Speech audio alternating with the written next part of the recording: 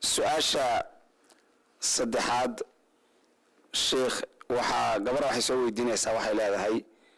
ragga iyo dumarku sidii ilaahay ugu talagalay isticmaalkooda waa la garanayaa laakiin sifaha qaabka daran oo wadamadan ka jira diinta islaamku maxay ka qabtaa alxamdulillahi rabbil alamin arintaas horta balse ahaanteeda haddii alla yiraahdo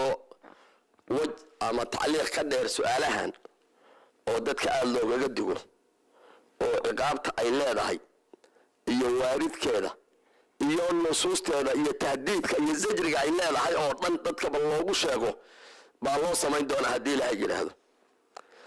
ilaahay haweentaada wuxuu kaaga ogol yahay halka uu quraankiisa kuugu sheegay oo uu ku leeyahay min xaysu amarakum allah nisaa'ukum xarsun lakum fa'tu xarsakum anna shi'tum waa kayfiyada waxaa la sheegaya rag culimo sheeganayo leh anna shi'tum meeshaad rabto maaha waa kayfiyada aad ugu tagaysa xaaskaaga oo jiif iyo fadhi iyo istaagnaan iyo ayadoo kugu soo jeediy ayadoo kaa sii jeeda laakiin isticmaalku uu yahay oo keliya halka ilaahay kuu fasaxay oo maxallu nasriga ah meeshaas beertu ka timaado keliya ay tahay oo wax laga beerto ilmuhu ka dhashaan keliya yaa maxallu istimaaca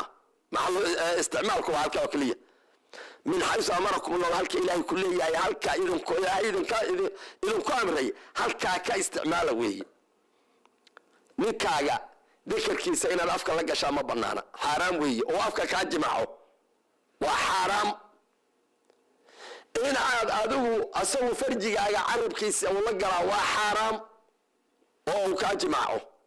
waxyaabaha hadda la weydiinaya ka mid ah waxaasu dhaqan islaamna ma aha dhaqan diineed ma aha dhaqan dad asluubla ma aha dhaqan dad xitaa isqabo ma aha waa dhaqamada ka yimid dadka xaaraanta isku isticmaala oo xaaraanta ku kala tunta wax ka yimid weeye ninka xaaskiisi waxa uu isticmaalana ma umalanaya sharciga islaamku inuu ogolaanayo naagta ninkeedii tiraahdo dakarkiisa nuugaya ama ninka yiraahdo naagteeda farjigeeda carabka gelinaya sharciga islaamku ma isku ogolaanayo kamid ma ahan akhlaaqda islaamka iyo akhlaaqda qoyska iyo familka iyo akhlaaqda dadka waaweyn midna ma aha waxa qadabka ilaahay carada ilaahay waajibiyana weey ara ilaahay baa ficilka ka imaanaysa kuwii lana caraday baad noqonaysaan xaaskaaga dabada aad ka isticmaasho ama afka aad ka isticmaasho ilaahay caradiisa kaaga imaanaysa xaaskaaga oo aad farjigeedii carabkaaga u isticmaashana ilaahay caradiisa kaaga imaanaysa marka waxaasu dhaqankaas labada dhaqankaas samaysana waxaa dib loogu noqonayaa nikaaxoodii ma saxiixda mase ma aha liannahu afcaasha haddii la sameeyo qaar baa laga yaabaa inay xitaa gooyaan nikaaxi afcaal baa goynaysa waa dhaqan marka qoyska laftiisii inuu dhibaateeyo ay suuragal tahay waxaas wax ma banaayihiin mase ma banaana lagama hadlayo laakiin waxaa laga hadli karaa waxa weeye qoysnimadii wax ma u dhimaysaa mase uma dhimayso